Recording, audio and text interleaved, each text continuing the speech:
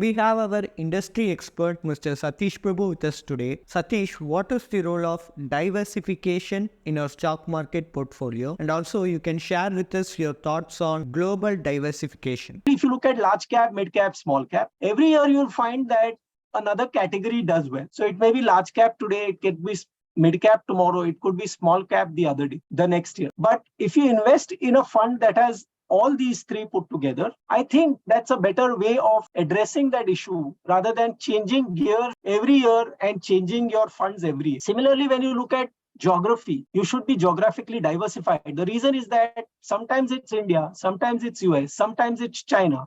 It could be any country. But besides India, try to have some money invested in other global funds so that your portfolio is well diversified, not just because India, if you look at it, is just 3% of the global economy. We are just 3%. And that's why we may not always be at the top. There will be others, the other 97% who may do better than us at various points of time. The US is about 1/4 or 30%, if I'm not mistaken.